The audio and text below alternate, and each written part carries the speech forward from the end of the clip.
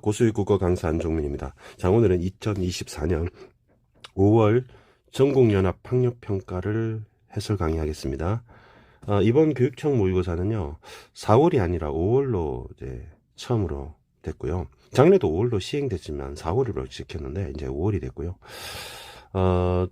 문학에서 뭐 EBS 연계는 되지 않았습니다. 그러면 처음에 현대시 두 작품과 18번부터 23번까지 현대시 가나 두 개 있고요. 그 다음에 수필 하나는 세트, 갈래 복합입니다. 18번 문제부터 강의를 해볼게요.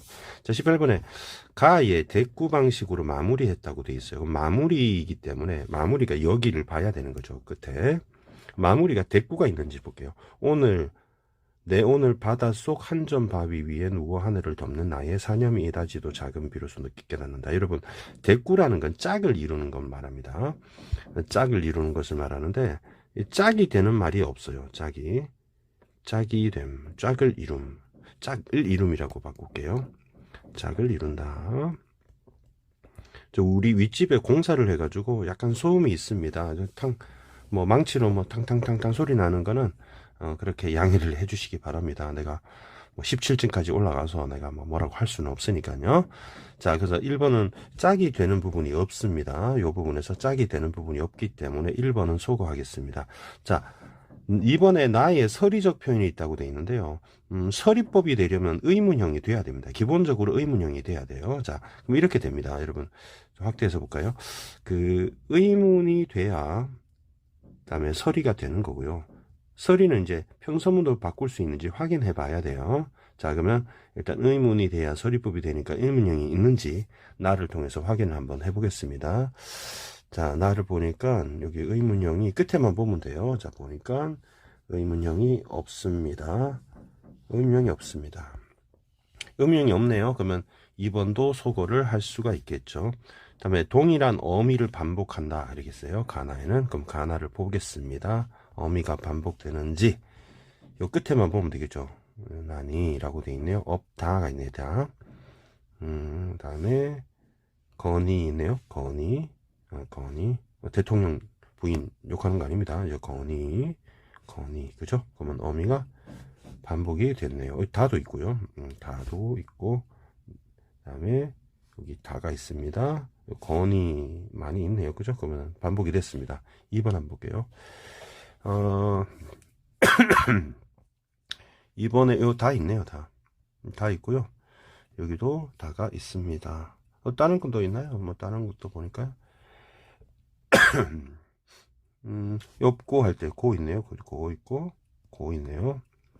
또 가도 있고요. 올라가도 내려가 어가도 아가도 이렇게 있네요. 그래서 이 3번으로 정답하고 넘어가겠습니다.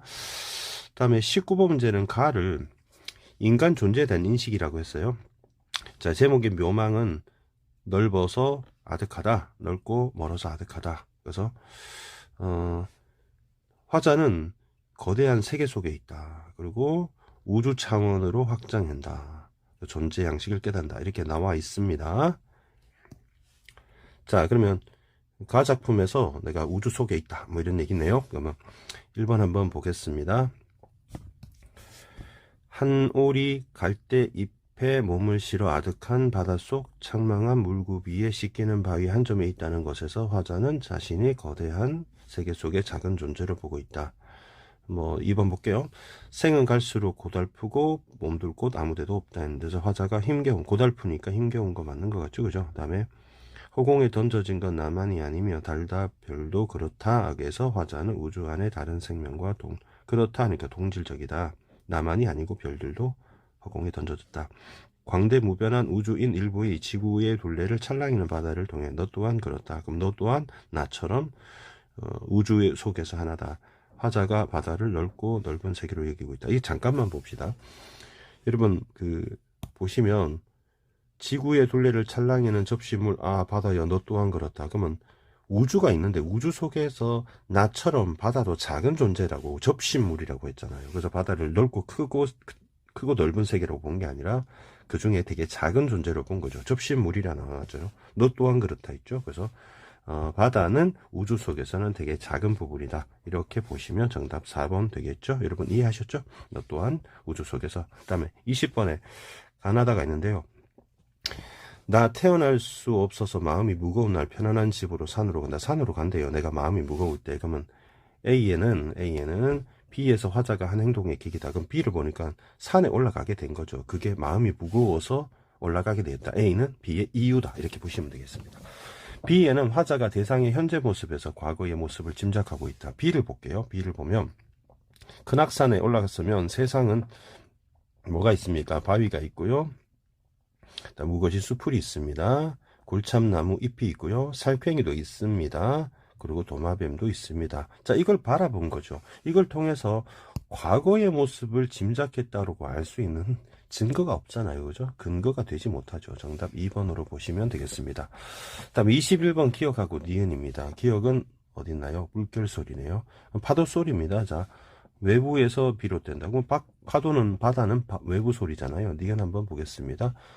산에는 주인이 없어 나그네 목소리만 되돌아올 뿐. 여기 보시면 위에까지 볼게요. 호기롭게 야호 외쳐보지만 산에는 주인이 없어 나그네 소리만 돼. 그러면 메아리 소리니까 내 목소리가 돌아오는 거죠. 에코가. 그러면 화자에게서 비롯된 소리다. 그러니까 내가 시작을 해서 야호 하니까 돌아온다. 이렇게 보시면 정답 1번으로 보면 되겠죠. 그 다음에 이제 22번 문제 A, B, C, D, E 한번 보겠습니다. A는 집이 좁고 드나들 때 머리를 부딪힙니다. 날씨가 무더워서 화로 같습니다. 그러면 이사한 집의 특성이 날씨 때문에 특성은 좁고요. 그 다음에 날씨는 덥습니다. 그래서 매우 힘들었다. 맞는 것 같죠? 가로도 내시고 위로는 대나무를 깔아 수십 명이 앉을 수 있도록 죽붕을 만들었다고 되어 있습니다. 기둥이 넷인데 소나무하고 하나는 나무를 따로 세웠답니다. 죽붕이 자연물 재료를 지어서 규모가 넉넉했다. 나무로 만들었으니까 자연물이 재료가 되고요. 그 다음에 수십 명이 앉을 수 있으니까 규모가 넉넉했다 볼 수 있습니다. C 볼게요. 마치 바람을 타고 멀리 나라는 것 같은 생각이 들었다. 죽붕에서 시원함에 충분히 만족하고 있다. 통쾌하고 즐거웠다. 이렇게 나와 있으니까 맞다고 볼 수 있겠죠. 그 다음에 어찌 검소하고 소박하여 화려하게 치장하지 않아도 남달리 시원한 내 죽붕과 같겠는가. 위 보시면 악양루와 황학루라는 누각이 있습니다. 크고요. 제운루와 낙성루는 높습니다. 그러면 얘네들은 크고 얘네들은 높습니다. 근데 이렇게 화려하고 현란한 단청이 있는데 장인들이 기술자가 제주로 모은 것이 하루아침에 만든 게 아니래요. 그러면 사람이 힘을 들이지 않고 하루도 안 되어 완성한 내 죽붕. 자, 이 사람들은 여러 사람이 오랫동안 만든 거고요. 내 죽붕은 하루도 안 되어서 내 혼자 만든 거예요. 그러면 검소하고 소박하여 치장하지 않아도 남달리 시원한 내 죽붕과 같겠는가? 내 죽붕과 같지 않다는 얘기죠. 자, 그러면 나는 검소하고 소박하고요. 얘네들은 화려한 거예요. 그럼 내 죽붕과 다르다라고 하고 쭉 이렇게 기대어 잠이 듭니다. 그러면 죽붕이 장인이 만든 건축물에 미치지 못합니다. 근데 아쉬워서 그런 게 아니라 나는 뭐 하루도 안 돼서 만들었고 기술자도 필요 없이 만들었는데 나 혼자 만들었으니까 뭐 나는 소박하고 검소하다라고 만족하는 것인지 아쉬워서 그런 건 아니라는 거죠. 그래서 X가 되고 정답 4번 보시면 되겠습니다. 그리고 노인이 나타나서 무슨 말을 하고요. 이 부분에서 나는 그의 말을 기이하게 여겼으나 미처 대답하기 전에 기지개를 켜고 일어났답니다. 꿈을 꿨나 봐요. 소나무 그늘은 서늘하고 인적이라고 전혀 없어요. 그러면 할아버지를 직접 만난 게 아니라 꿈에서 만난 거기 때문에 5번이 맞는 말이 되는 것이죠. 23번 가겠습니다. 여러분 공간이라고 하는 것이 나옵니다. 공간은 그러면 본질적 특성이 있는데요. 주관적 인식에서 비롯된 경우가 있습니다. 그러면 공간에 대한 지향도 드러내고요. 가치를 제시하기도 합니다. 문제를 해결하기도 하고요. 구체적 공간일 수도 있고요. 관념적 공간일 수도 있고 공간에 대한 설명이 쭉 나와 있네요. 자, 나에서 땅과 하늘을 집삼아 몸만 넉넉히 살아가는 나무와 짐승을 보면 꽃과 벌레를 부러워하는 것에서 자연 삶에서 공간에 대한 지향이 되니까 내가 나무와 짐승, 꽃과 벌레를 부러워해. 그러면 이게 자연이기 때문에 자연을 살아가는 걸 지향한다 이렇게 말할 수 있겠죠. 그 다음에 새들이 항상 울고요. 섞여 흘러갑니다. 새가 여울에 섞여 흘러갑니다. 그러면 자유롭게 어우러지고요. 왜냐하면 어디서나는 자유롭게가 되고 어우러져는 섞여 흘러가니까 맞는 말이 되겠죠. 죽붕이 통쾌한 줄만 아는 나에게 하늘에 있는 사람이 보기에는 진흙탕과 같다. 그러면 나는 통쾌하다고 여기고 있고 그다음에 진흙탕처럼 보일 수도 있죠. 그럼 동일한 공간도 관점에 따라 의미가 다르다 볼 수 있겠죠. 마음이 무거워서 집을 떠나 산으로 간다는 공간 이동이 될 것이고요. 그죠? 집에서 산으로 공간 이동. 더위를 피할 방법 찾다가 죽붕을 만들었다는 것은 바로 새로운 공간, 죽붕을 통해서 바로 문제를 해결하는 거예요. 왜? 더위를 피한 방법을 해결하는 거죠. 더위를 해결하는 거죠. 높은 봉우리 깊은 산에서 산에 중심이 없다는 구체적 한계라고 나와 있네요. 자, 여기 중심이 없어가 있습니다. 그럼 중심이 없어 뒷부분 볼게요. 새가 울고 있고요. 여울이 흘러가고요. 짙은 숲의 냄새가 서늘하게 피어오릅니다. 되게 좋은 부분이 나와 있잖아요. 근데 이게 좋은 부분이 중심이 없다는 말이 부정적인 게 아니라 뒷부분에는 좋다고 나와 있기 때문에 한계라고 보면 안 되겠죠. 중심이 없어 다음에 좋은 부분이 나와 있는데 이걸 한계라고 보면 안 되는 거죠. 한계가 아닙니다. 중심이 없어서 좋다는 얘기를 하는 거죠. 자, 요까지가 우리 갈래복합 강의고요. 이어서 현대시 강의 하겠습니다. 자, 이어서 24번부터 27번까지 강의를 하겠습니다. 먼저 보기를 보겠습니다. 보기는 자, 27번 오른쪽에 있죠. 좀 확대하겠습니다. 자, 27번. 자, 마음의 감옥이라고 하는 그런 제목의 소설인데요. 이타적 삶을 살아온 동생이 있습니다. 자, 타인에게 이롭다는 뜻이에요. 이기적의 반대말입니다. 그러면 참 괜찮은 놈이죠. 동생이 이타적입니다. 그래서 이것을 통해서 삶의 의미를 성찰하는 인물이 나옵니다. 그러면 동생과 다른 인물이 있는데요. 형이겠죠. 동생을 통해서 인물을 성찰하게 됩니다. 그럼 이웃을 위해 헌신한다는 말하고 이타적 삶하고 같은 말이죠. 그리고 구속이 되네요. 동생이. 그리고 구속된 동생이 건강이 안 좋아서 병원에 옮겨집니다. 구속이 된 동생이 건강악화로 병원에 옮겨집니다. 그러면 동생을 따르는 사람들이 그에 대한 처사, 즉 구속이 된 것에 대해서 부당하다고 여기서 저항을 하게 됩니다. 이 과정에서 인물은 요 인물이죠. 형이겠죠. 동생의 삶에 영향력이 있다는 것을 깨닫게 되고 옳다고 여기는 일에 대한 신념을 갖고 행동했던 과거를 떠올리게 됩니다. 자, 스토리 알겠죠? 동생은 이타적이고 이웃에게 헌신하는 삶을 살았습니다. 그러다 구속이 됐고요. 건강이 악화돼서 병원에 갑니다. 근데 그를 따르는 사람들이 있습니다. 영향력이 있다는 걸 깨닫게 되고, 그리고 사람들이 부당하다고 저항합니다. 그리고 화자 역시, 서술자 역시, 인물 역시 그런 과거에 어떤 신념을 가지고 정의롭게 행동했나 봐요. 그거를 떠올리게 된다라는 얘기입니다. 자, 그러면 본문 한번 보겠습니다. 본문을 보겠습니다.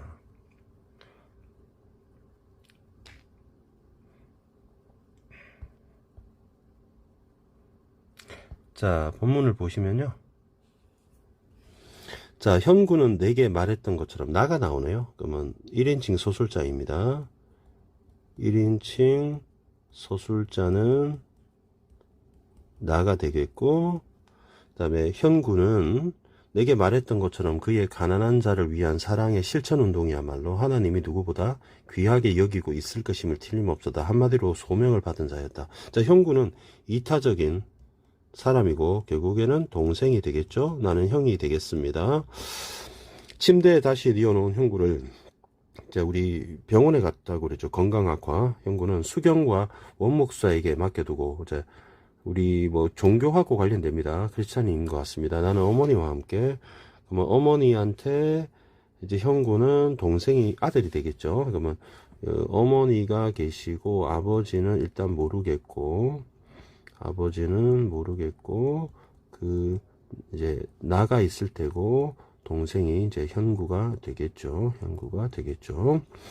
자, 그리고 우리가 긴 목도를 질러가자 현관 입구에서 전투경찰대원, 우리 형구가 지금 구속된 상태에서 병원에 간 거잖아요. 그래서 전투경찰이 나온 것 같습니다. 두 노인의 실랑이가 벌어지고 있었다. 노인이 나오네요. 들어가겠다, 못 들어가겠다, 입씨름이었다. 밀짚 모자를 쓴 콧수염이 기른 노인이, 이 노인이 이제 이 두 노인 중에 한 명이겠죠. 어머니를 알아보시고 문권사님 안녕하세요 하고 인사를 했다. 그러면 어머니는 문권사가 되겠죠. 우리 크리스찬인 것 같습니다. 문권사님이 어머니입니다. 자, 요런 가족관계, 인물관계 파악하시면 되겠고요. 창길이 아버지시구만요. 그러면 할아버지는 창길이 할아버지입니다. 창길이 할아버지 하고 어머니가 아른 채를 하며 절을 하며 반겼다. 형구 주변 사람들이 다 그렇듯 외양을 보니 산동네 비산동 주민인 것 같다. 그럼 산동네 비산동 주민은 동생 형구가 산동네 비산동 주민을 위해서 이타적인 삶을 살았다고 볼 수 있겠죠. 형구는 이타적인 삶인데 산동네를 위해서 이타적인 삶을 살았습니다. 자, 계속 보겠습니다. 아, 글쎄, 박 선생 면회가 안 된다잖아요. 젊은이들을 그렇다 치고 도인 문병까지 왜 막습니까? 면회도 못할 만큼 박 선생이 이렇게 위독한가요? 이 사람들이 안 된다면 난들 어쩌겠어. 위독하다는 말은 거짓말입니다. 형구는 위독하지 않아요. 어머니가 또렷하게 말했다. 어머니 가세요. 나는 어머니를 팔을 끌었다. 구호가 끊긴 구호를 외친다는 거죠. 뭐 물러가라 이렇게 하면서 학생들은 뙤약볕 앞에 아래서 겉옷이 땀에 흠뻑 젖은 채 가부좌를 틀고 있었다. 침묵 시위를 벌였는지 말없이 앉아있는 그들의 땀에 젖은 모습이 마치 선정에 임하는 고행하는 승려 같았다. 뭐 학생들도 현구를 지지하는 것 같습니다. 현구를 지지하고 부당하다고 호소합니다.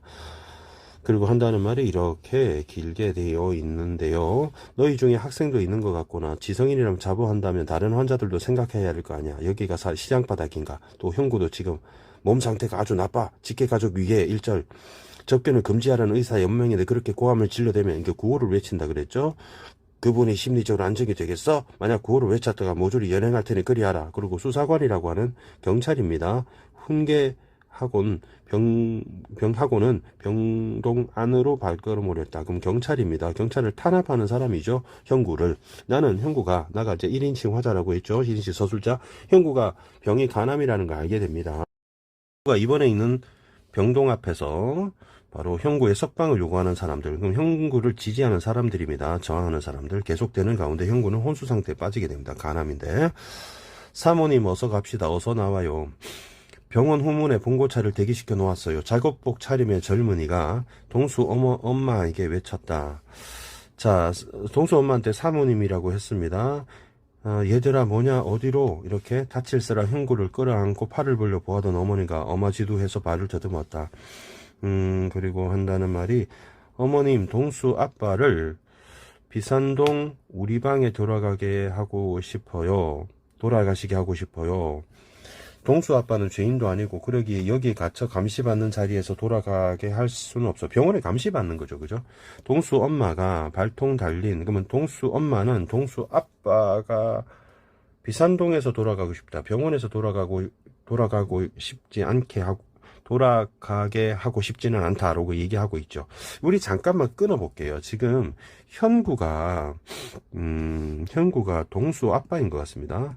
동수 아빠가 되는 거고 형구가 결혼했네요. 그러면 동수 엄마가 있습니다. 형구의 부인이죠. 동수 엄마가 부인이 됩니다. 그러면 당연히 이 사이에 동수가 있겠죠. 그럼 동수한테는 나의 어머니가 할머니가 되는 것이고 내 입장에서는 동생의 아들이니까 조카가 되는 것이고 바로 이렇게 하면 재수씨가 되는 것이고 이렇게 가족관계가 되는 것 같습니다. 그럼 가족들이 지금 형구 때문에 걱정입니다. 그리고 이제 돌아가시는 게 기정사실인데 병원에서 돌아가게 하고 싶지는 않다 이렇게 얘기를 하고 있습니다. 자, 여러분 어떤 상황인지 알겠죠? 지금 동수가 있는 지금 병원 있죠. 병원은 감시를 받는 곳이에요.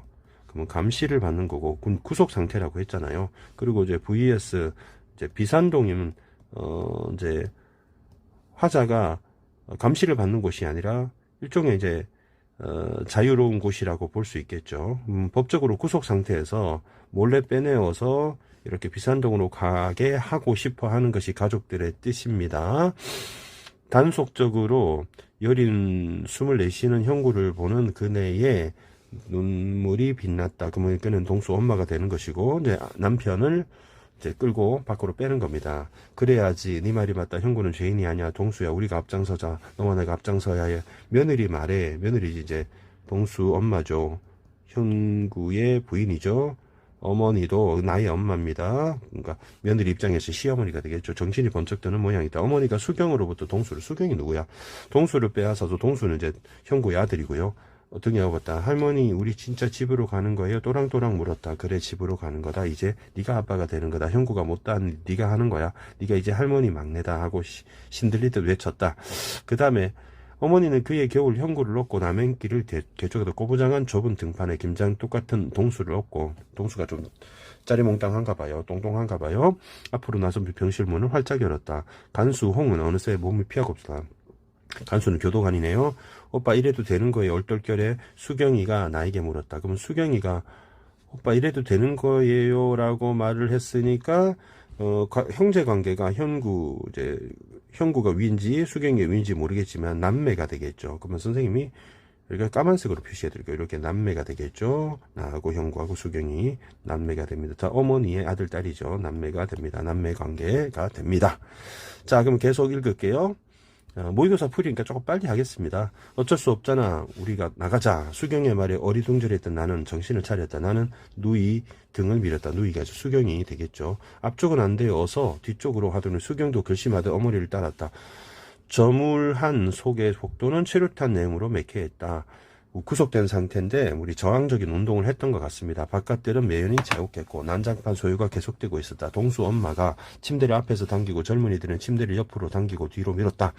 복도를 나서니 어둑발에 내리는 속에서 형구 모습은 보이지 않았다. 나는 초조했다. 언뜻 한 가지 결단이 전류처럼 머리를 때렸다. 형구는 우리 모두의 마음에 자신이 들어앉아 살아 쉴 감옥 한 칸을 짓기 시작했던 것 깨달음이었다. 나는 비로소 형구가 거주 제한 구역 안에서 운명하게 해서는 안 된다는 거. 거주 제한 구역이라고 하는 것이 이제 병원을 말하는 거죠. 병원 또는 뭐 감옥 이를 말하는 겁니다.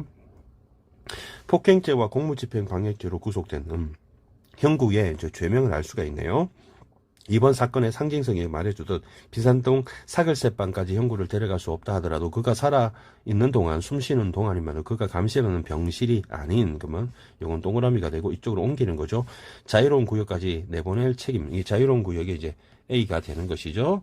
나에게 있음을 알았다. 나는 동수 엄마와 나란히 침대 손잡이를 힘주어 잡았다. 최루탄 내음이 들어찬 복도로 침대가 자르르 굴러갔다. 동수를 업은 어머니와 동수는 이제 손주를 업은 거죠. 그다음에 어머니 뒤허리에 팔을 두른 수경이 이제 딸이죠. 뒷문을 향해서 앞으로, 그러면 이 과정의 사이에 C가 있는 겁니다. 그다음에 젊은이들 몇이 문을 활짝 열어젖혔다. 막혔던 통로가 자유로 향한 출구처럼 환하게 뚫렸다. 어머니와 함께 우리 오누이 셋은 나랑 현구랑 수경이 되는 거죠. 그의 겨울 남행길을 재촉했듯 우리들은 포연을 뚫고 진군하듯 비유를 했네요. 최루탄 매연을 헤쳐서 침대를 끌고 같은 걸음을 걸었다. 그제 4.19 그날 우리가 어깨를 겨무고 경무대를 향하던 청와대입니다. 그 벅찬 우리 이승만 물러가라 했던 흥분이 되살아나면 그건 과거의 자신의 화자의 경험인데 4.19 때 정의로웠던 경험을 회상한다고 보시면 되겠습니다. 첫 번째 문제부터 보겠습니다. 자, 화면은 반으로 나누어서 설명해 드리겠습니다. 자, 이 소설이 액자 구성은 아니죠. 액자 구성은 아닙니다. 빨간색으로 고쳐서 하겠습니다. 액자 구성은 아니고, 그 다음에 정답률은 93%. 쌤은 화작 기준으로 메가스터디에서 정답률을 이렇게 옮겨 적었습니다. 참고하시면 되겠습니다. 사건이 병렬됐다 헛소리가 되겠고, 이야기 내부 서술자, 이게 1인칭 시점의 특징입니다. 그 다음에 3번이 정답이겠고, 계절 변화 없고요. 공간 이동 서술자 달라지지 않았습니다. 그 다음 문제 25번 문제 보겠습니다. ABC 물어봤는데, ABC는 B에서, B가 이제 병실이잖아요. 구속된 공간 마이너스인데 이제 A로 가서 형구를 옮겨주는 거죠. 그 사이에 C라는 뒷문이 있습니다. 그래서 이렇게 됩니다. 그러면 A는 자유의 공간이 되는 거고 구속의 공간이 되는 거고 그 과정에 복도가 있습니다. 형구 가족들은 형구 제한에 따라가 아닙니다. 형구는 그런 말을 한 적이 없고요. 젊은이들은 형구 가족을 안전을 위해서 B의 몸은 그렇지 않죠. A로 가야 된다고 말하는 거죠. 어머니는 동수를 얻고 C로 가는 길에 위협을 느껴 불만을 제기한다. 헛소리고요. 동수 엄마는 B보다는 A가 형구를 진정으로 위하는 공간이라고 생각했으니까 그 얘기를 하죠. 정답 4번이 되겠습니다. 자, 26번 기니리림인데요. 한번 확인해 보겠습니다. 기억 부분. 기억은 우리 그 할아버지가 지금 저항을 하는 겁니다. 그러면 형구 어머니가 불합리하다는 건 틀렸네요. 형구 어머니는 불합리하지 않습니다. 그죠? 그렇죠. 경찰한테 뭐라고 하는 거죠. 나머지는 여러분이 보시면 될 것 같고요. 27번 바로 넘어가 보겠습니다. 자, 1번 선지. 가난한 자를 위해 사랑을 실천하는 형구를 소명받은 자라고 한 것에서 이웃을 위해 헌신한 이타적 삶의 동생을 볼 수가 있겠죠? 확인했습니다. 2번 선지. 떼약부 아래 말없이 앉아있는 학생을 보고 고행하는 것 같다고 여긴 것에서 동생 처사가 부당하다고 생각한 저항하는 사람들, 학생들도 동생 형구를 지지합니다. 그 다음에 3번. 오둑발이 내리는 바로 내 속에서 형구의 모습이 보이지 않자 초조해하는 것에서 건강이 악화된 동생을 회복시키기 위해서 삶의 의미를 성찰하고 있다. 헛소리죠. 동생은 회복이 불가능한 상태입니다. 그리고 그때 성찰하는 게 아니고 성찰하는 건 맨 마지막에 있었습니다. 정답 3번입니다. 4번 선지. 형구가 우리 마음에 들어앉아서 살 것 같은 감옥 한 칸을 지었다는 것에 동생의 영향력을 인물을 느끼게 되는 거죠. 5번. 경무대를 향해 내닫던 기억, 벅찬 흥분이 되살아남을 뿌듯하게 느낀 것에서 옳다고 여겼던 신념을 가졌던 과거의 행동을 떠올리는 인물의 모습을 알 수 있다. 맞는 말이 되겠습니다. 이어서 다음 강의로 넘어가겠습니다. 자, 28번부터 30번까지인데 고전 시가가 2개가 나와 있습니다. 1번부터 바로 보겠습니다. 음성상징어를 물어봤는데요. 음성상징어 좀 알려드릴게요. 우리 음성상징어는 의성부사, 의태부사를 말합니다. 의성부사, 의태부사. 삐약삐약, 음매음매, 따당따당, 뭐 뒤뚱뒤뚱 이런 겁니다. 의태부사 한번 스캔해서 한번 찾아보겠습니다. 자, 보니까요. 대각선으로 이렇게 읽으면 빨리 찾습니다. 자, 보니까 없는 것 같습니다. 그래서 1번은 여기에도 없고요. 자, 그래서 없습니다. 자, 1번 소거하겠습니다. 2번 보겠습니다. 나는 유사한 문장 구조를 반복했다고 되어 있는데요. 유사한 문장 구조가 반복된 게 있는가 보면은 없어 보입니다. 없어 보입니다. 그래서 2번도 소거하겠습니다. 확인으로 가를 한번 볼게요. 가를 보니까 봉우리도 빼어나고, 이거 보시면 봉우리도 빼어나고 경치도 뛰어나다. 이거는 오히려 여기 있네요. 그죠? 달리도 틀린 것 같습니다. 확실히 2번이 아니겠죠? 말을 건넨다고 그러는데 말을 건네는지 찾아볼까요? 말을 건네는지 찾아봅시다. 여기 보니까 자랑하지 말라고 말을 건네요. 명령문이니까 말을 건네는 거잖아요. 그 다음에 나를 볼게요. 나를. 저 봉화야 이렇게 있죠. 불렀죠. 그죠? 그리고 여기 하나 있네요. 그죠? 그래서 둘 다 말을 건넸습니다. 정답 3번으로 보면 되겠습니다. 그 다음에 29번 문제인데요. 29번은 기억입니다. 기억에는 해 돋도록 잠이 든다고 돼 있네요. 그러면 뒷부분에 한번 볼게요. 앞부분에 보니까 동짓달 밤에 눈이 온 다음에 더운 방에 이불 덮고 목침을 높게 놓여서 해 돋도록 잠이 드니 편함도 편할 고단함이 있을 소냐. 그러면 얘가 지금 편안하다고 얘기하고 있습니다. 좋은 겁니다. 그러면 잘못을 변명하는 것도 아니고요. 여유롭네요. 체념 아니고요. 자유로움 맞습니다. 무력감도 아니고요. 그렇게 서거하고요. 그 다음에 니은 볼게요. 백옥난간 둘렀는데 오색서나 피었으라. 옛시나 모두 모여 일당어수 즐기던고. 매일 이런 꿈이 꿀적이면 낮잠 자려 하느라. 그러면 일당어수 보니까 임금과 신하가 화합한다는 뜻이 됩니다. 그럼 임금과 신하가 화합하는 꿈을 꾸고 싶다는 얘기니까 바라는 바에 대한 간절함이 맞겠네요. 그래서 맞는 말이고 5번 확인해 볼게요. 4번 지시에 따라 행동하게 되는 의지 아니죠. 그래서 2번 정답 보시면 되겠습니다. 30번의 보기를 여러분이 먼저 보시면 좋겠습니다. 가를 볼게요. 속세를 떠났어요. 그리고 자연에 응거합니다. 그래서 정서를 드러냅니다. 속세를 떠났어요. 우리 4번 좀 확인해 볼게요. 대원 후에 서성이는 사람에게 내 신세를 잃은 거죠. 이전 삶에 대한 미련을 버리지 못했다. 여러분 속세를 떠났잖아요. 근데 미련을 갖는다는 게 말이 안 되죠. 정답 4번 보고요. 확인 사살하겠습니다. 자, 여러분 대원 후 서성인데 한번 볼게요. 주육에 빠진 분들 부귀를 자랑하죠. 부귀는 세모가 되겠죠. 속세기 때문에 더운 날에 홍진간, 여러분 속세를 뜻합니다. 대원 후에 서성이니 자네는 좋다 하나 내 보기는 괴롭구나. 그러면 너희들이 속세이지 니네는 좋을 수 있지. 내가 볼 때는 참 괴로워 보여. 이렇게 얘기를 하는 겁니다. 그러니까 니들 속세에 있지. 나는 지금 자연에 있다. 속세에 있는 친구들 자랑하지 마. 니들 왔다 갔다 하면서 성이고 있는 거 내가 볼 때는 괴로워 보여. 이렇게 얘기하는 거잖아요. 그러면 이전 삶을 미련 갖는 게 아니라 이전에 살았던 자신의 삶과 같은 비슷한 삶을 살고 있는 속세에 있는 사람들한테 내가 보기에는 괴로워 보여. 자연으로 와. 사실 이런 뜻이잖아요. 그래서 4번으로 보시면 답을 쉽게 확인할 수 있어요. 정답률 그렇게 낮지 않죠. 굉장히 높습니다. 이어서 강의하겠습니다. 자, 이제 보온기울옥이라는 작품을 해보겠습니다. 31번부터 34번까지인데요.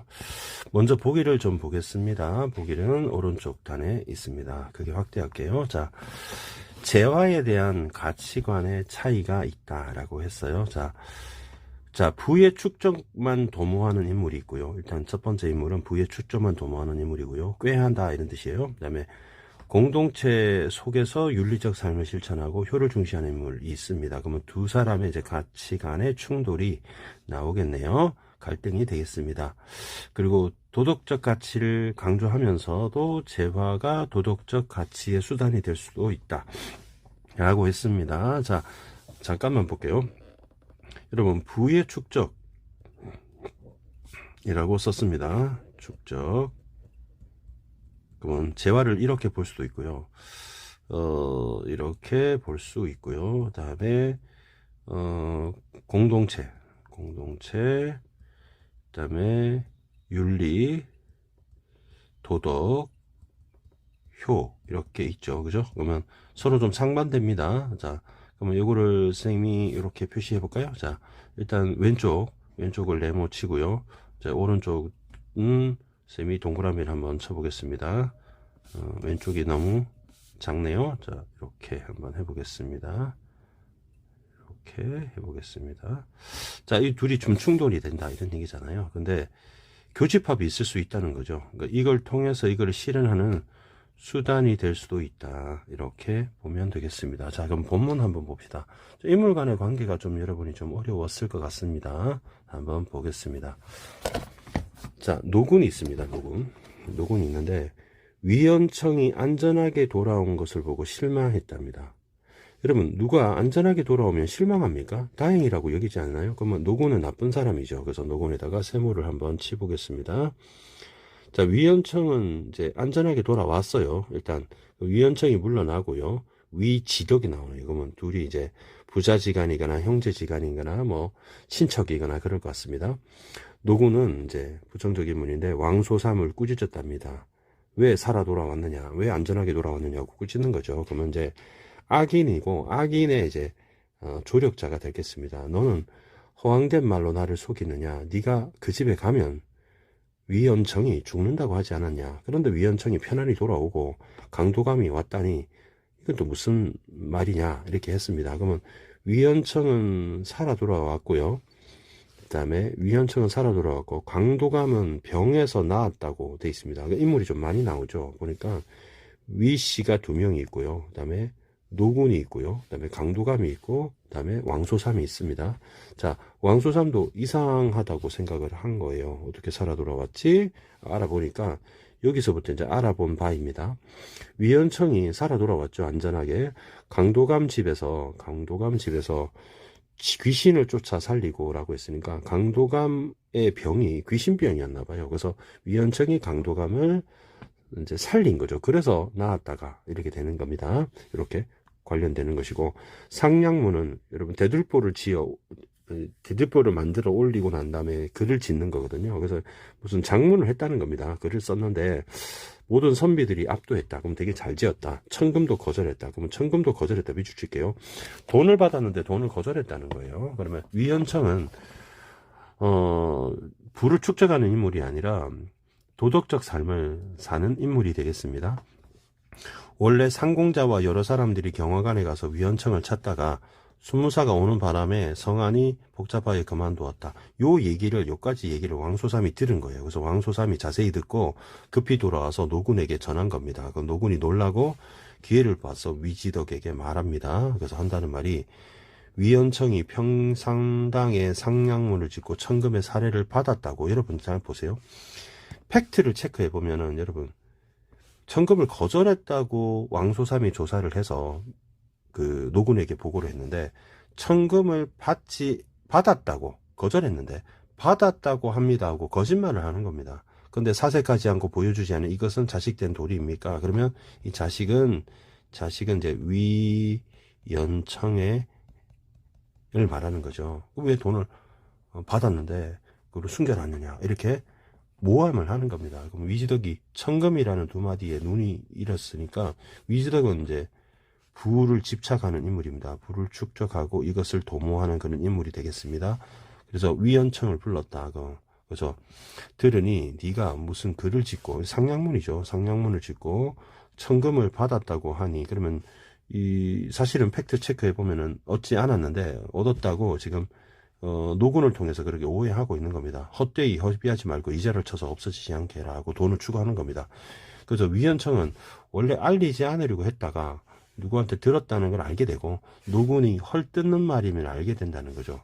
헐뜯는 말 누군가, 여러분 자꾸 쌤이 잘못 누르게 되는데, 쌤이 오른쪽 왼쪽을 좀 바꿀게요. 자, 그래서 헐뜯는 말임을 알게 되었다. 헐뜯는 말임을 알게 돼. 이에 큰 변이 있을 거라고 짐작하며 불행히 생각하나 어찌 알고 묻는 일을 숨기겠는가. 숨길 수 없다라고. 편집자적 논평 정도로 볼까요? 편집자적 논평. 숨길 수 없을 것이다 라고 판단한다. 그러면 편집자적 논평을 볼 수 있을 것 같은데요. 자, 문제가 잠깐만 볼까요? 그렇습니다. 편안히 대답했다. 그리고 한다는 말이 이렇게 얘기하죠. 실제로 제가 강도감을 문병 갔어요. 귀신병을 쫓아줬어요. 돌아오는 게 평산당 낙선회를 구경했어요. 상량문을 졸라가지고 내가 천금을 주더라고요. 그래서 선비는 글을 짓더라고 값을 받는 게 아닌 법입니다. 그래서 거절하고 돌아왔습니다. 그러면 결국에는 천금을 주려고 했지만 나는 거절하고 돌아왔다고 얘기하고 있죠. 가져온 건 없습니다 하고, 위지연은 위연청한테 반말을 하고 있고, 위연청은 위지연한테 존댓말 하고 있습니다. 그리고 자식이라고 했으니까 둘이 부자지간인 것 같습니다. 그러면 쌤이 가족 관계를 이렇게 보시면 위지덕이 아버지가 되는 것이고 위연청이 아들이 되는 겁니다. 그래서 아버지가 되고 위연청은 아들이 되겠죠. 그부터 노군이 누군가 이따가 살펴보겠습니다. 그리고 위지덕이 미처 말하기도 전에 노군이 냉소하며 말을 했다. 그리고 이렇게 얘기를 합니다. 글을 지어주고 받는 사례는 왕발과 사마상여도 거절하지 않았다. 그런데 청렴하다 왜 어찌 물리쳤겠는가. 감추었다. 지재산으로 만들려고 하는 게 아니냐고 냉소를 하니까 위지덕이 크게 노하자 위연청은 엄숙히 정색하면서 말했다. 이렇게 얘기하죠. 서모는 첩이잖아요. 첩께서는 아버지의 첩이죠. 말을 함부로 하여 체면을 차리시지 않는군요. 제가 못나서나 재물을 개인적으로 축적하여 아버님을 속이지 않습니다. 서모의 소임이 이런 것까지 참견하는 게 아님을 어찌 생각하지 않습니까? 자, 그러면 위연청은 노군의 자식이 아니고요. 친모의 자식인데 노군이 이제 아버지의 첩입니다. 그래서 첩이니까 서모가 되는 거죠. 근데 서모가 나쁜 인물입니다. 그래서 자기 자식이 아닌 위연청을 죽이려고 하고요. 그리고 실패했지만 그리고 모함까지 합니다. 그래서 참소까지 해서 돈을 받았다 이렇게 얘기하죠. 위연청은 도덕적인 사람이고 효를 중시하는 사람이기 때문에, 자, 팩트 체크를 해보면 쌤 파란색으로 쓸게요. 그러면 돈을 천금을 받지 않고 거절한 겁니다.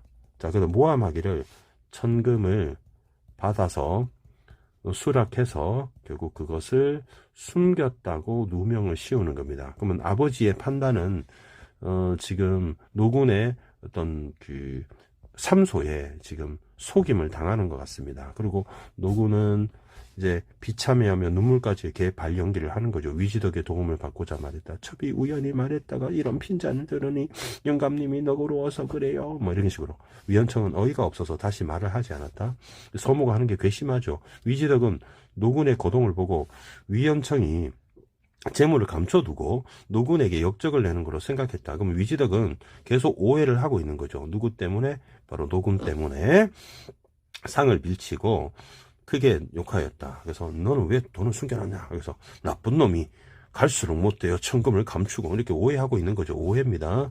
청렴한 척하며 서모를 질책하고, 서모는 저 노군이죠. 아비에게 역정을 내니 이것이 자식된 도리냐 하고 위원청이 당하래를 내려 죄를 청하며 말했다. 그렇다고 자기가 천금을 안 받았는데 받았다고 말할 필요는 없잖아요. 아버님의 가르침을 제가 몸에 새기지 못하였으니 감히 무슨 변명을 하겠습니까? 그러나 재물을 숨기고 아버님을 속이는 것은 짐승이나 하는 짓일 것입니다. 제가 불초하오나 그런 짓은 차마 하지 않았습니다. 자, 그럼 돈을 거절했다고 솔직히 말합니다. 다만 주는 것을 거절한 죄를 청합니다. 줬는데 내가 거절한 거, 그거는 죄가 될 수 있다. 이렇게 얘기하니까 위지덕은 이렇게 말합니다. 받아서 감추는 것이 오히려 이유가 있다고 할 수 있다. 그러나 주는 것을 사용하는 것은 나의 가르침을 거역하는 것이다. 하고 줬는데 왜 그걸 거역하느냐. 위지덕은 굉장히 부를 축적하는 스타일인 거죠. 아버지는 부를 모아야 된다고 생각하고 위지덕은 그렇게 생각하고 위연청 아들은 그렇게 생각하지 않는 거죠. 그럼 둘이 갈등이 있습니다. 노군 결국 서모는 나쁜 사람이죠. 재산을 도둑질 도망갔습니다. 위지덕 아버지는 중병에 걸리게 되고 아들이 노력을 해서 병이 났습니다. 효자죠. 이를 계기로 개과천선. 개과천선은 여러분 잘못을 고쳐서 선한 대로 선함으로 옮긴다 이런 뜻이거든요. 그래서 좀 잘못을 고쳐서 착한 사람이 되는 것을 개과천선이라고 합니다. 그럼 위지덕은 사람이 바뀌었습니다. 이후에 마을에 화재가 일어났고요. 위원청은 양주 지역의 자사에게 편지를 보내게 됩니다. 자사는 크게 놀라고 이 편지를 여러분 주목하면 됩니다. 편지, 꿈, 시 주목하면 됩니다. 한편으로 의심하여 유한을 불러서 말했다. 이것은 위원청의 뜻일 것이다. 정말로 위지덕이 쓴 것이냐. 위안은 고개를 숙이고 대답했다. 한다는 말이 위원청 어른은 친척을 찾아서 수일에 나가서 오늘 밤에나 오실 것입니다. 이 때문에 큰 어르신은 위지덕이죠. 위지덕이 스스로 결단하신 것입니다. 금과 은 곡식을 옮겨다가 명령을 기다려옵니다. 저희 집에서 직접 백성을 도와주는 것은 예에 어긋나진 않지만 큰 어르신 위지덕이죠. 관청의 쓰임에 보태어 황제께서 환란을 살피는 근심을 덜고 자사 어른께서 환란 때문에 잠자리를 잊고 음식을 끊으신 염려를 없게 하시기 위하여 관청으로 돈을 보냈다는 겁니다. 그 금은 곡식을 바로 관청으로 보내서 아까 화재가 났으니까 백성들을 구휼하는 돈으로 써달라고 지금 기부를 한 겁니다. 그래서 양조자도 탐복하면서 말했다. 위지덕의 어진 마음과 재주를 본받아 위원청이 났음을 깨달았구나. 그러니까 아버지가 훌륭하니까 아들이 훌륭하구나라고 이제 생각했다는 거죠. 과거 더럽게 재물을 모은 것이 원래 이런 빅피처였기 때문이었구나. 세상 사람들 위지덕을 헐뜯는 것은 빨대로 하늘을 보고 조개를 던져 바다를 측량한 것 같구나. 그러면 위지덕을 사람들이 오해하고 있다. 잘못 보고 있다. 위지덕은 큰 덕을 가진 사람이다. 이렇게 과거에 재물을 모은 게 사람들을 구제하기 위해서라는 것을 이제 얘기하는 거죠. 친히 경왕으로 가서 백성을 불러 위지덕의 은덕을 말해주었다. 유한 형제가 형세의 공공함과 식구의 다소를 따져 나누니 집집마다 은자 50, 미곡 10여 석, 비단 2어피를 나눠준 겁니다. 이만하면 급한 미처럼 넉넉한지라 백성은 기뻐하겠죠. 손을 모아 은혜에 감사하며 물러가 집을 수리하고 추위와 배고픔, 집이 이제 화재로 불탔으니까 그 싸움을 적선이라고 하죠. 말할 수 없었다. 이런 위원청이 화재를 보고 아버지한테 말씀을 올린 것이었다. 위지덕은 복을 받아 훌륭한 아들을 둔 걸 알고 있었다. 사람이 개과천선했죠. 재물을 아낄 때는 목숨처럼 아끼더니 마음을 돌이킨 다음에 개과천선했습니다. 재물을 지푸라기같이 여겨 쾌활하니 일마다 듣고 따라 털끝만큼도 늦춤이 없었다. 위원청이 여러 창고를 점검하니 보물이 노군이 태반이나 반 이상이나 도둑질해 갔으되 남은 금은과 재산이 수없이 헤아릴 수 없었다. 양주 관아 창고가 어찌 미치겠는가. 그거보다 더 많았다는 얘기죠. 위지덕의 창고의 재산이 산과 같으니 오로지 다른 사람의 피와 기름을 거둔 것이었다. 위원청이 재물을 보기에 원수같이 하여 옛날에 출납을 확인하고 문서를 회개할 때도 눈길만 주고는 마음에 두지 않아서 많고 적음을 모르더니 이날 세세히 헤아리는 탄식이 나왔다. 하나하나 어른께 여쭈었더니 위지덕은 조금도 애석하지 않고 마음대로 하라 그러니까 무궁한 복을 받을 만하고 종래의 죄가를 씻을 만했다. 위원청이 명을 받고는 유한 형제를 불러서 자사를 불러 부탁한 일을 가르치고 편지를 대필하게 한 후에 결국 편지를 대필했으니까 아버지가 쓴 것처럼 한 거죠. 아버지로 한 일로 보이게 하기 위해서다. 그리고 효가 되는 거죠. 유한이 어찌 그르침이 있으리요. 그르치지 않을 것이다. 편집자죠. 논평이 되겠습니다. 문제 풀어보겠습니다. 쌤이 왼쪽 오른쪽 바꿨으니까 다시 위치를 바꾸고요.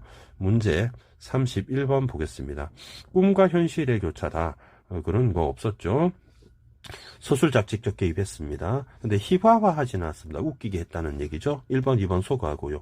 우의적 소재, 미래 암시 틀렸고요. 우의는 우화 말합니다. 외양묘사 이런 거 아니고요. 5번에 과거 일을 요약했다는 거는 우리 이제 왕소삼이 듣고 본 얘기들이 이제 과거 요약이죠. 기억에 관한 문제인데요. 기억은 참소입니다. 참소. 헐뜯는 말인 거죠. 자, 그러면 문제 한번 볼까요? 반으로 나누겠습니다. 참소는 선생님이 이렇게 표시를 했습니다. 색깔이 좀 겹치니까 선생님이 색깔을 좀 바꿀게요. 색깔을 선생님이 무슨 색깔이에요? 보라색으로 하겠습니다. 그러면 참소에 대해서 물어봅니다. 참소, 기억이 참소입니다. 참소는 누가 했습니까? 바로 노군이 했죠. 노군이 참소를 하기 전에 왕소삼한테 묻는 말에서 위헌청이 무사히 돌아온 것에 대해서 왕소삼을 질책하고 있다. 이 부분 여러분 보시면 왕소삼을 꾸짖었다, 무사히 돌아와서 이렇게 되니까 확인할 수 있겠죠. 2번 위헌청이 함소가 일어났음을 깨달은 생각해서 참소 때문에 좋지 않은 일이 생길 거라 예감하고 있다. 이 부분은 요 부분이 있죠. 큰 변이 있을 거라고 짐작하며죠. 2번 맞는 말입니다. 3번 선지 위헌청이 아들이 참소를 들은 뒤에 위지대격에 한 말에서 기억의 내용과 사실이 다르다고 해명하고 있다. 천금을 얻었다고 돼 있는데 요 한 말에 보면 천금을 거절했다고 지금 얘기하고 있잖아요. 그래서 거절해서 사실과 다르다, 요거랑 다르다 이렇게 얘기를 하고 있는 겁니다. 자, 그래서 3번도 맞는 말이고 4번 볼까요? 그다음에 노군이 참소를 하고 난 다음에 위헌청한테 한 말에서 위헌청의 말이 거짓이라고 생각하고 있다. 자기가 거짓을 하고 있죠. 위헌청이 왕소삼한테 보고받기를 노군은 천금을 거절했다고 알고 있는데 받았다고 지금 자기가 거짓말을 하고 있잖아. 위헌청이 거짓말이라고 생각한 게 아니라 자기가 거짓말을 하고 있는 것이죠. 그래서 4번이 정답입니다. 그러니까 위헌청이 참소와 관련하여 노군한테 한 말은 노군의 언행이 본분에서 어긋난다. 뭐라고 했냐면 서목께서는 왜 이렇게 이런 일까지 참견하십니까? 이렇게 하면 안 되죠 라고 했기 때문에 4번, 5번도 맞는 말이 되겠습니다. 4번이 정답입니다. 33번. 고전 소설 파트가 여러분 문학 중에 정답률이 좀 낮습니다. 79, 57, 52번이 정답률이 낮네요. 75% 이렇게 돼 있습니다. 그렇게 돼 있습니다. 자, 지금 제일 낮은 게 32번 문제인가요? 32번 문제가 57% 낮네요. 메가스터디 한번 확인해 보겠습니다. 메가스터디 확인해 보시면 엄매 기준으로 해서요. 정답률을 한번 볼게요. 오, 정답이 2위입니다. 2위니까. 그 다음에 32번도 그렇고요. 33번도 랭킹 탑 10에 듭니다. 그래서 요 문제가 사실 문제였습니다. 33번 문제 볼게요. 33번 문제는 기억이 노란색으로 표시했어요. 자, 그래서 이거는 지금 남편한테 떠넘기고 있죠. 잘못을. 떠넘기고 자기가 잘못을 했는데 고마운 감정 틀렸고요. 그 다음에 2번 자신의 지위를 제시하며 자신에 대한 비난을 반박하고 있다. 인물의 지위를, 인물의 지위는 아닌 것 같습니다. 첩인데, 그죠? 그 다음에 자신의 처지를 언급하며 상대한테 바라는 점이 안 나와 있네요. 그죠? 바라는 점이 제시하지 않아져. 그 다음에 상대방의 관계를 통해서 자신이 해야 할 바를 하다. 자기가 어떻게 해야 할 바가 나타나지는 않았죠. 그 다음에 5번에 책임을 상대한테 영감님 때문이라고 떠넘기고 있으니까 맞는 말이 되죠. 그 다음에 요것도 확인해 볼게요. 우리 니엠 부분에 노란색으로 양주자세가 아버지가 어지니까 착하니까 아들도 착하구나. 위지덕 오해했네. 이런 얘기입니다. 깨달음을 바탕으로 깨달았도다. 타인의 평가가 옳지 않다. 바로 하늘을 빨대로 보면 제대로 보는 건 아니겠죠. 조개를 던져서 바다를 측량할 수 없으니까 내가 오해했다. 다른 사람들이 오해한다. 이렇게 얘기했으니까 정답이 5번 쉽게 찾을 수 있습니다. 34번 문제입니다. 34번 문제. 위지덕이 아버지가 아들에게 천금을 허비하지 말고 이자를 치라고 하는 건 부를 추구하는 인물이라 볼 수 있겠죠. 그 다음에 2번에 아버지가 천금을 거절한 아들에게 자신의 가르침을 거역한다고 화를 내는 것은 인물 간의 갈등, 아버지하고 아들이 갈등하는 게 돈에 대한 가치관의 차이가 관련된다. 맞는 말이 되겠죠. 3번 문제, 3번 선지. 아들이 아버지에게 말씀 올려 참고 재산을 관청으로 보내게 쓰이게 한 것은 윤리적 공동체 실천 맞죠? 그죠? 화재 난 사람들을 돕기 위해서. 4번 선지. 위지덕이 재물을 아낄 때 목숨처럼 했다. 재화가 도덕 가치를 실현의 수단이 될 수 있다. 여러분, 재물을 아낄 때 목숨처럼 했다는 것은 도덕적 가치를 실현하기 위해서가 아니라 과거에 부를 축적하는 모습이죠. 그죠? 나중에는 여러분, 재물을 화재를 가난 백성을 위해서 금은보화를 쓴 것이 그때가 도덕적 가치 실현 수단이 되는 것이고, 재물을 아낄 때는 과거에 부만 축적했던 부분이기 때문에 도덕적 가치 실현 수단하고 관련이 없는 부분입니다. 정답이 4번이 되겠죠. 그 다음에 5번. 아들이 아버지 이름으로 이렇게 편지를 써서 양주사사들이 보낸 것은 아버지가 마치 선행을 한 것처럼 이렇게 한 거죠. 선행을 아버지한테 공을 돌려서 효를 실천한 인물의 모습이 맞는 겁니다. 자, 요까지 여러분 문학이고요. 비문학도 독서도 쌤이 풀이를 해드리겠습니다. 그래서 꼼꼼하게 이렇게 공부를 하시면 좋을 것 같습니다. 질문 있으면 남겨주시면 제가 댓글로 답변을 해드리고요. 구독, 좋아요 부탁드리겠습니다. 고수의 국어는 항상 최선을 다하겠습니다. 여러분 고맙습니다.